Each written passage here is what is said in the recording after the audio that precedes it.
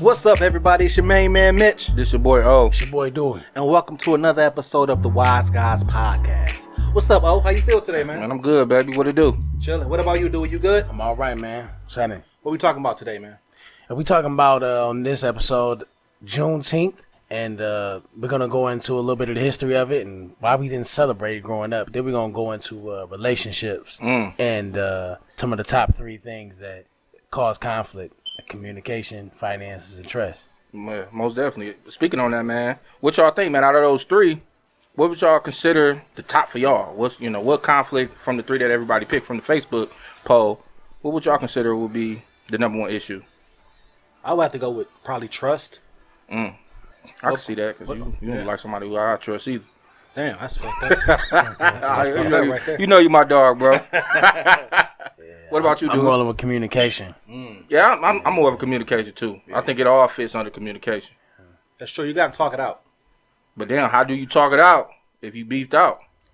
I think that's the number 1 question with communication. Mm-hmm. How do you resume communication after communication that broke down? Sometimes some people need a cooling off period, and then some people to get even madder during that period. They thought about it. And to be honest, I'm one of them people. I don't really have a cooling off period. I'm like solutionary. How we gonna fix it? And can we fix it? I don't know. Maybe that's my patience as well. So you like right off the rip, you don't want to cool off. You want to, like, if you get into it with your lady, right off rip, you want to go in. Hey, let's talk right now. Why I still hot? I learned to be apologetic though. Oh, okay. And that's something that you gotta gain over the years, man. Y'all gotta understand to be a little bit more patient, but also be apologetic. I heard a while ago somebody say to me, "You could be right, or you could be happy." That's a fact right there, bro. Yep. I know for me, I shut down. So you get quiet. Like, I don't even want to talk until about 20 minutes, and I'll be like, all right, well, this is what I meant to say, and this is what I said. Yeah, I'm sorry, I was wrong.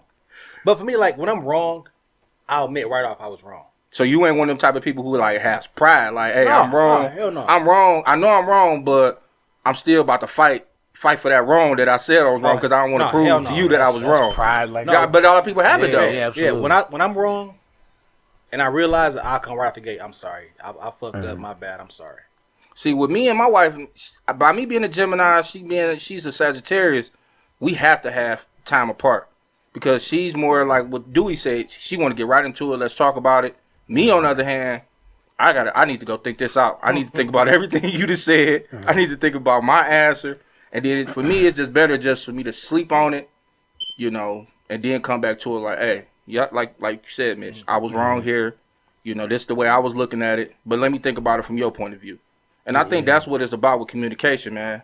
Sometimes you got to look at it from your spouse or your girl or even friends. When you get into it with your friends, you got to look at it from their point of view. But my thing is, it's like, let's say we get in an argument, and I explain to you, this is how I took what you said. And you'd be like, no, I didn't mean it like that.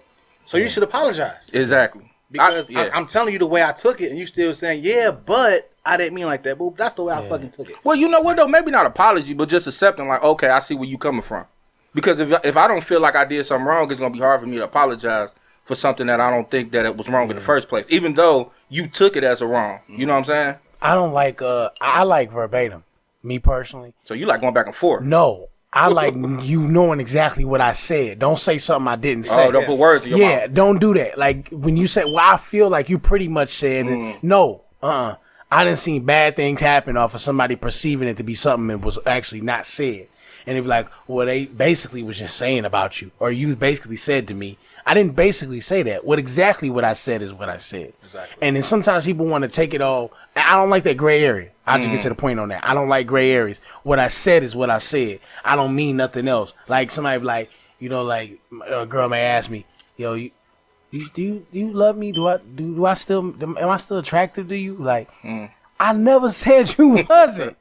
But the thing about it is, it's the times where they need to hear that or part of communication. Like, 'cause maybe we just don't say it enough in those moments. But I don't like gray areas, man. I hate that kind of argument where I feel like you said something and they be like, well, I took it this way.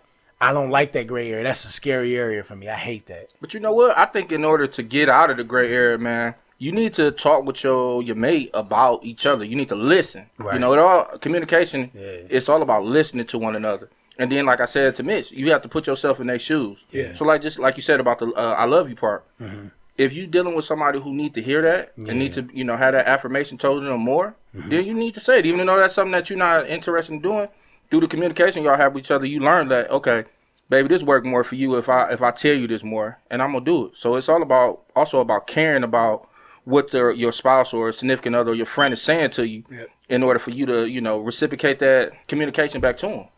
So we got to communicate. But I guess my next question would be, how do you communicate when the trust is lost? So if I don't trust what you're saying to me anymore, how can we have a communication? Yeah, Dude, I think that's hard. Trust, man. When trust is gone, it's hard to get that shit back. It absolutely is. Man. I think it's harder. It's so much harder. And no offense to women, it's really hard. Watch for what men. you say. It's really hard for men. It really is, because men are so territorial. And we prideful. Prideful. Reckless speculation. And not to say not to say that a lot of women ain't. He does not speak for everyone. No, I'm speaking for myself. I'm saying from my perspective. Reckless speculation. It's tough, man. Trust is hard to get back for a guy. When a guy gets crossed, man, dudes be hurt. And a lot of women know that. But like, if I did the same thing to you, it's songs about it. If I were a little boy, if I act like a boy, that's what I thought you was about to drop the Hove line, bro. No, they saying Once the good girls go, bad girls go forever. No, I'm saying that a lot of women be like, if I acted like you, because a lot of women say we handle things better than y'all. They do. And that's what I'm saying is women to feel like, if I did to you what you did to me, you couldn't take it. Yeah. And that's what I'm saying is that a lot of times for men, if we were to get cheated on, it hurt bad. Oh man, we ready to kill somebody. Oh yeah, but for women, they be like, not that they take any different, because they be ready to kill somebody too. Drew Hill, but a lot of times we get real apologetic and all this. A lot of women take us back in those scenarios and situations. But man, for a man, it's crushing. It's so crushing, man. It really is. I'm not taking you back. If you cheat on me, it's over. And if I find out, hell no.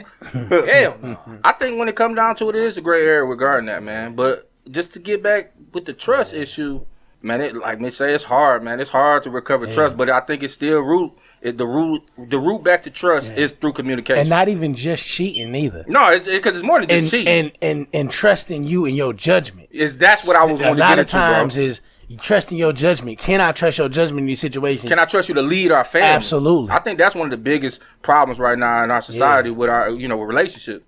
Women so used to being independent. Yeah. And then to go back and say, okay, I'm about to let this man lead us, this family, but I really don't trust his judgment and his decision making. And as men, we got to take responsibility for that. We got to take responsibility for that. We shouldn't force that on them to make them feel insecure about our judgment. Like, this dude finna do some bullshit. I don't, you know what I mean? Like, and they have to take over and be the alpha. Yeah. That's tough on a woman, man. And that's bullshit. We need to take that more seriously. But see, I try to take the approach in my relationship, my marriage, is that I use the Michael Jordan Pippen and that, type of thing. Like, okay, yeah, I might in this relationship, but it's a lot of times that I'm gonna have a flu game, and you gotta hold me up. That you gotta take over. You gotta hold it down. And it's like, I think that comes from trust and communication. Like, we talk about it. Yeah. But in certain areas in our relationship, more when it comes to the children, our child, she more Mike than I am. I'm more Scottie Pippen because, I was raised with mama say. But it's maternal instinct, too, Exactly. Yeah. But that's trust, though, too. Like, I trust her to be MJ with our child, to be the one who, sets the agenda when it comes to our child. And most of the times, I never have to be like, oh, no, I just don't agree with this, because we communicated about it. Yeah, it's tough. I want to suggest a couple things, though. I want to suggest 2 books or audio books, however y'all want to do it. How to Get Away with particular, Murder? Definitely not How to Get Away with Murder. One of them is The 5 Love Languages. Oh, okay. Oh, that's sexy. Say wow. This sounds like a song, like an R&B song, bro. No, it's a really good book. And The 5 Love Languages. Now, you identify your love languages, what love language you have through this book. Also read Personality Plus, but the 5 love languages, one of them is words of affirmation. Okay, I like that. Another one is acts of service. Oh, servitude. I like that. I love that. Another one Service. is receiving gifts, quality time, and physical touch. Now, these are the 5 love languages. Now, you can identify whatever your love language is, you also like doing that also as well. Like, so if one of them words of affirmation, like encouragement, you also like receiving encouragement, but you also like giving it. Okay. Acts of service, a lot of times it's not true necessarily for everybody, but a lot of times it does happen. Acts of service is you like doing things for others, but you like things being done for you. I'm a pleaser. Receiving gifts or giving gifts, you like receiving. It's the joyous thing for you. Who don't? And I mean, certain people, a little different. I mean, me personally, receiving gifts ain't exactly my love language. You know what I mean? I know as far as your love language, but I mean, who don't like getting gifts? But I mean, we are quality time, and some people just like quality time. You can buy them all type of stuff, but they be like, I need you, I want you. You know what I mean? Yeah. And physical touch, some people not affectionate, and some people are extremely affectionate. And so a lot of times what happens is, and it talks about in this book, making deposits into someone's love bank. Oh, okay. Through these. So it's deposits or withdrawals. So somebody constantly just taking from you, all it does is leave you stagnant. Like, I don't have nothing to give because I keep loving on you, but you never give me nothing back. You never deposit into my love bank. So how do I give back to you? And what you about to say? No, I just always thought that was that saying meant something different. What's that? The deposit love into my love bank. Yeah, I thought that was skeet. God. What? Right? Yeah. That's what I always Reckless thought. speculation. But clearly I was He wrong. depositing the shit Yeah, out. you depositing, you about to No, get but, you about to get a baby. At A the lot end, of times you want to do that, and a lot of men, we gotta, and it's, hey, listen, this, I think the book is like purple. Hey, listen, it doesn't make you any more less masculine, man, to read books like this, men and women, for real. But a lot of times we need to get straightened out. A lot of times in understanding the person you love and knowing what it takes to deposit that person's love bank so you can get the best out of that relationship. Another book I would suggest is Love, Respect, and the M1 Tank. It's by Bob McEwen. And he talks about the M1 Tank being one of the most powerful tanks of that time. And it's like a man. It's actually talking about men in this. Okay. Because even in the Bible it talks about, women love and men get respect. But the M1 Tank, the most vulnerable part of the tank is the inside. Whoa, I'm probably not gonna read this book. Well, because men are so tough. So we're talking about tanks and inside. No, listen, because men are so pass tough. on that one. Men are so tough and so guarded, and not even just men. There's a lot of women who are like that. And then the person or the people that they let in are the people they're most vulnerable to.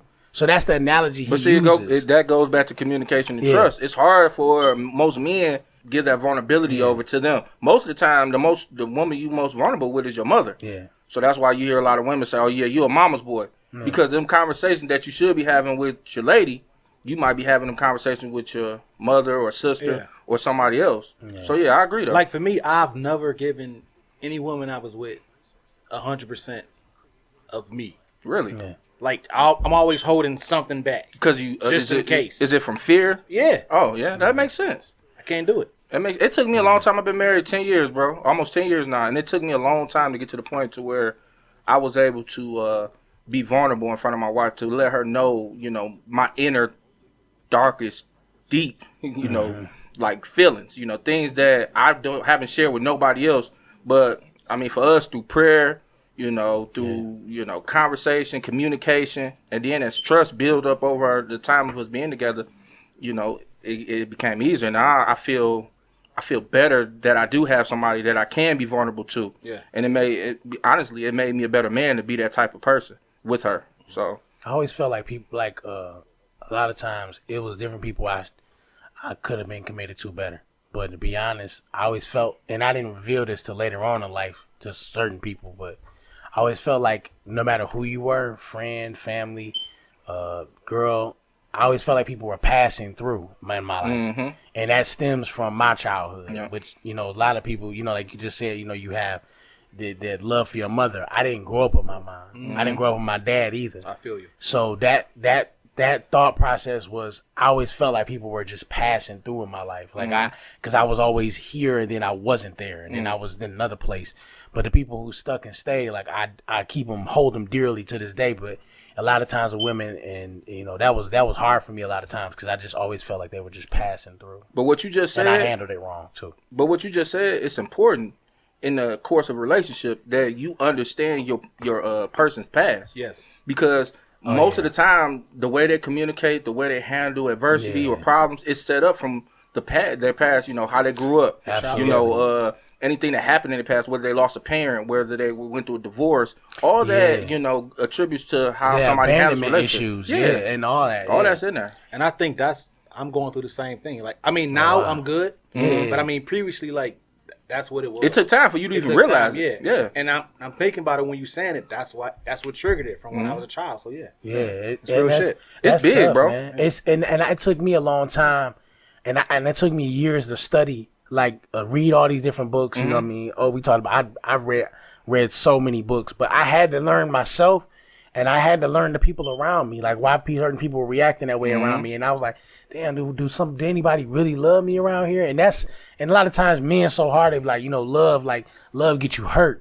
And men don't want to be hurt. They don't want to be vulnerable. But that's a part of it, though. But it is. And, man, and a lot of times, speaking for myself, man, I handled it terribly at different times. Oh, no, speaking for all of us. I think we all can say that. I did it differently at those different points because a lot of people weren't passing through. They really cared about it. Yeah, I could say the same thing. There's plenty of people I ran into in my life that I did the same thing to. Hey, Dewey, I care about you, man. I love you, bro. 100. We just had to say it because we just had to say it, man. Sometimes you gotta tell your boy, man. You was about to drop that one tear from Glory, bro. That you said Jamie Foxx. One tear. You about to drop that? Nah, we've been too long in the game. We've been a couple decades here. Nah, there's some decades over here on this side. I understand. But man, let me spin it this way then. Well, all that we just said, communication, things from our past. How did that, go hand in hand with finances? When do you talk finances with your spouse or your girl? Some people. Man, that's hard, bro. Man, thank God I got somebody who deals with finances for real. That's what she do for a living. But the other thing too, though, is man, like certain people have learned financial responsibility differently, and then certain people never learned financial responsibility. So that's the thing. We don't talk about credit and different things like that growing up, but we need to. But if a girl, soon you meet her the first date, and she be like, "Yeah, what's your credit score?" That's pretty much like I'm good. Like, it scares somebody with no financial responsibility. It scares the shit out of somebody. But I guess like when do you actually get into that? When do you get into sharing bank accounts and hey man, I'm this much in the hole? I mean, you gotta make that judgment call as it goes. Right? Okay, I guess. I mean, I think there's no right or wrong answer to it, but I think it's something that you have to get into though. Man, sure. That's something you gotta really develop some. You gotta learn. You gotta definitely develop. Well, you can't do it when you're going down the aisle. You about to say I do? Hell no! Please don't do that, y'all. Please do not do that. That is dumb as hell. Learn that person. Way before. Don't do, and then see how they move. Like the way they pay their bills, the way they take care of things. If you see them cashing out on shit left and right, they be like, yeah, this person fresh as hell, but. They broke as hell. Like, ain't no furniture in their house, all types of stuff. Let me get that $40. You know what I mean? So, yeah, man, I agree, bro. I think it's like I said. I think it's to each his own in everybody relationship, but I think it's something you definitely have to chop it up about, man. You definitely need to go into. Do you know what credit is? Do you have credit? Yeah. I mean, I hate to say that. I mean, we all in our 30s, but it's some dudes our age that never had a bank account. It's fucked up. Yeah. And there's some people who just don't pay their bills on time and don't understand the ramification of not paying your bills on time. And, we talking about like us. We're at the point of our lives where we're trying to get to the next level financially. We're trying to own businesses and multiple houses and things of that nature. So credit for us with our, spouses and significant others, we discuss that on a regular basis. But when you first starting out, I mean, I think that's something you definitely need to talk about before you even get to the point of that you're ready to move in with somebody or anything to that nature. Man. Because if she's spending before you can make it, y'all in trouble. Oh, bro. Oh, man, it's a bad deal. You about to lose, bro. You keep seeing all them Amazon and packages keep showing Amazon up. the devil. Yeah. Fashion Nova. Credit cards and stuff, man, how people manage it and knowing when to, learning all those different... But you know what, though? Ask that person how much they understand about finances, like different questions they have, like, about credit, do you have credit cards? As you get comfortable, you don't want to scare somebody, be like, damn, they gonna be in my pockets, or damn, they gonna be watching my pockets. And make it fun though. Like it's all type of financial workshops and stuff like that. Oh yeah, absolutely. Like a date could be, hey, let's go out and let's go to this financial workshop, get something to drink before, go to a bar or something, kick it real quick, and then go check it out together. I mean, it's not the greatest date in the world, but it's just something informational. Yeah, it's information. It's something that's gonna help your relationship down the line. This is for the serious ones. This is really for the serious ones, man. And man, this is a filtering out process too to find out who's serious. That's true. That's true. All right, fellas, man, let's change gears a little bit. let's take this time to spotlight the black businesses that's been supporting us. And first, I would like to start with Rena Unwrapped. She does specialty boxes for birthdays and all type of occasions. If you want to do a bachelorette party, bachelor party, if you're just having trouble getting somebody a gift, check her out. She's on Facebook and Instagram, man. Check her work out. She get you together. Mitch, who you got, bro? I got my man Deshaun Wallace, man, at DW Collections. You can hit him up on Facebook and Instagram. He got them custom shirts for you, man. Also, let me give a shout out to my man Takeoff Damo on Facebook. He got them hookahs, baby. Hookahs to you. Right to you. And I want to give a shout out to Love by Naomi, also on Facebook. Personal stylist, and anything that you need as far as finding outfits for any events or just regular every day. You know, getting to our next topic, man, we want to get into Juneteenth, baby. Do you want to kind of, you know, kick it with everybody about what we're going to be doing with Juneteenth, with our first event? We're sponsoring our first event from the Wise Guys Podcast next Saturday on June 20th from noon to 9. And Mitch, we're going to get into some information about Juneteenth. Yeah, break it down to the people, bro, what Juneteenth, what it's about. Give them the history. Get deep into it, bro. Yes, Juneteenth is the holiday that celebrates the effective end of slavery, man.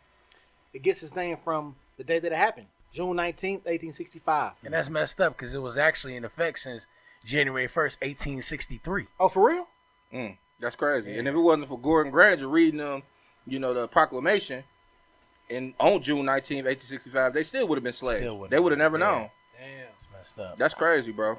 So, man, why wasn't we taught this in school? Like, this was never a part of African-American history or Black History Month. They really didn't get into this like that, man. Right, because I didn't know shit about this until, like, today.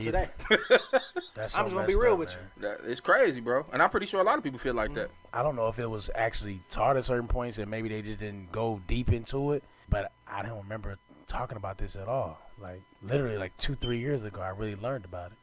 I heard about it a couple years ago, too. And I know it's been brothers and sisters been celebrating for a while. And shout out to them. Absolutely. But I think it's something that, you know how we did the protest a couple weeks ago where we went blackout. We did the blackout on social media. I think this the day we need to do a blackout. We need to, nobody go to work. No black people go to work. No buying none this day. It needs to be a day that we celebrate and we, you know, observe, you know, for us. It's the blackest holiday of the year. The only black holiday of the year. And we just really just try to, you know, push it to make it a national holiday. Yeah. And I already, for years, I don't go to work on Martin Luther King Day. And this is going to be another one. No, I agree.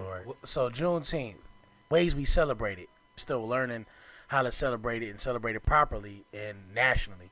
Like people, the way they do it. You know the people I know who have actually celebrated Juneteenth for a while is the people who celebrate Kwanzaa. A lot of them have known about it for years. I think they celebrate it down in Texas, though. I think in the South it's a little bit bigger than I'm saying personally, people I know. Yeah, personally, people I know that celebrate Kwanzaa.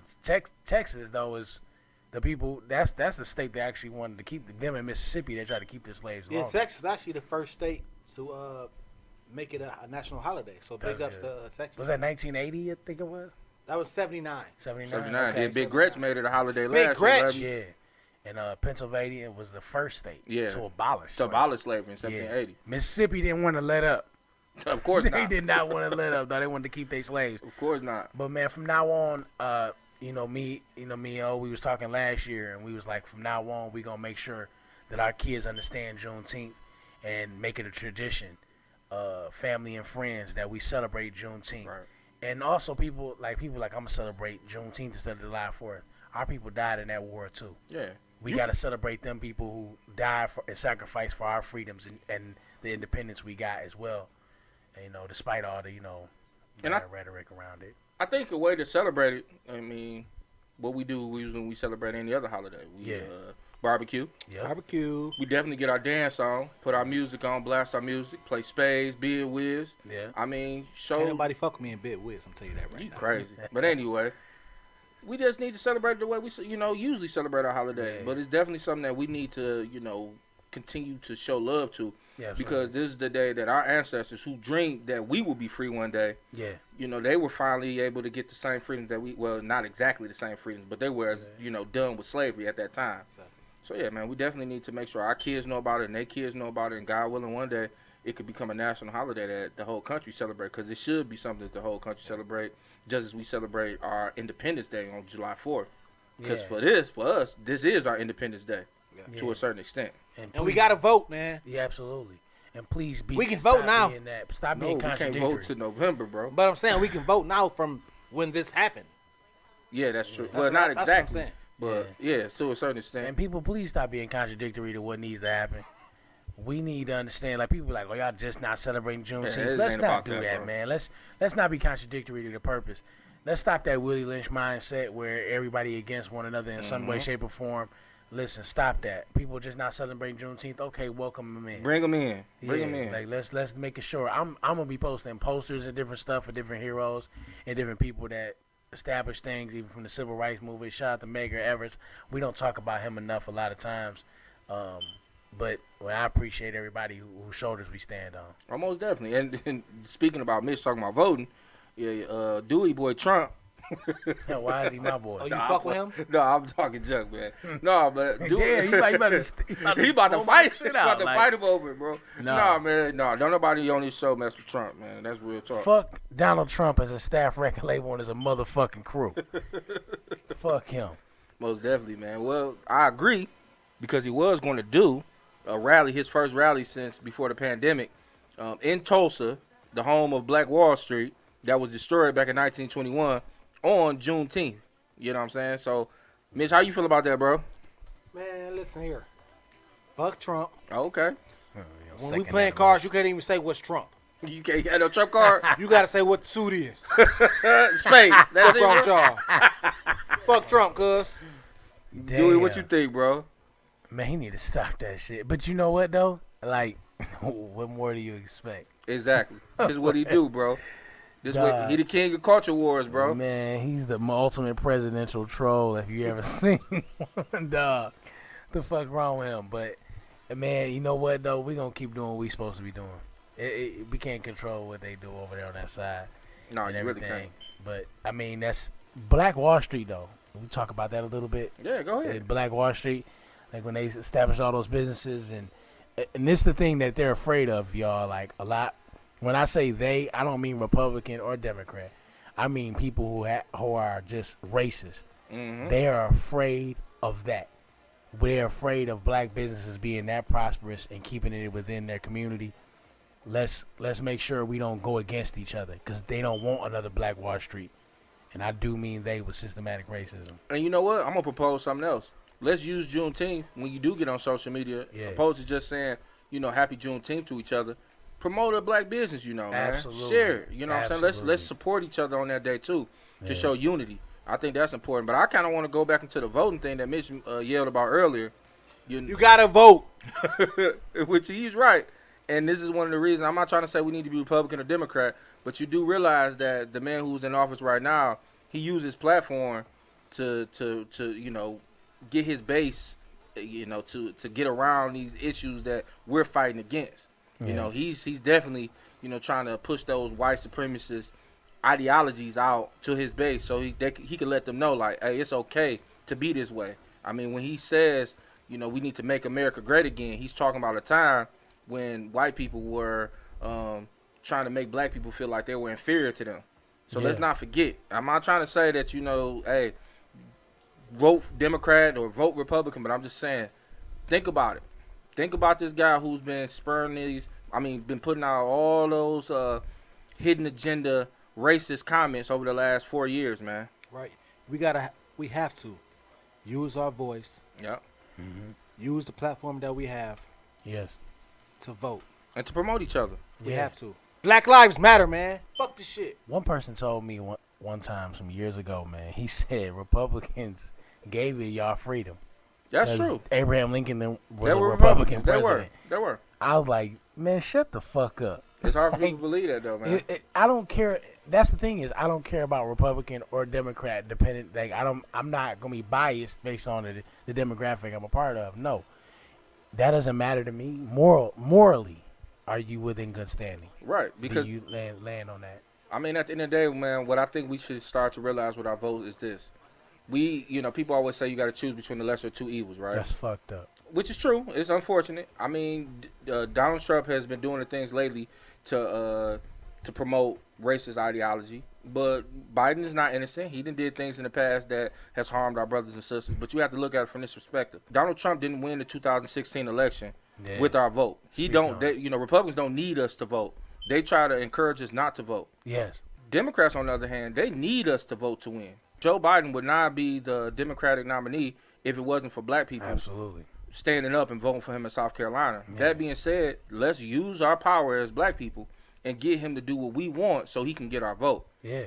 Our votes across the board. All across the board. Stop, please, our people, stop saying that silly shit. We vote, nothing happen anyway.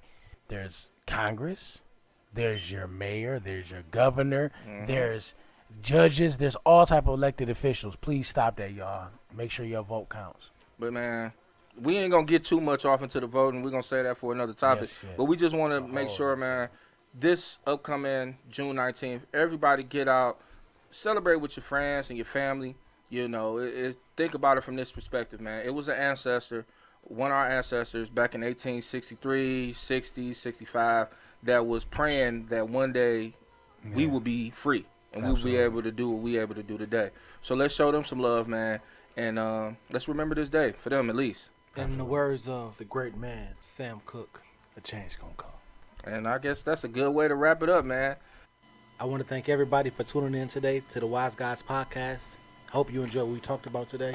You can subscribe to our page on Facebook at the Wise Guys Podcast. Also on YouTube at the Wise Guys Podcast Detroit. Yes, sir. Oh, yeah. Make sure y'all come check us out, man. If anybody interested in being involved in the Juneteenth event, make sure you reach out to one of the Wise Guys. And you can contact us at the Wise Guys Podcast Facebook page. You can inbox us there. Until then, be true and be you, baby. Wise Guys signing out.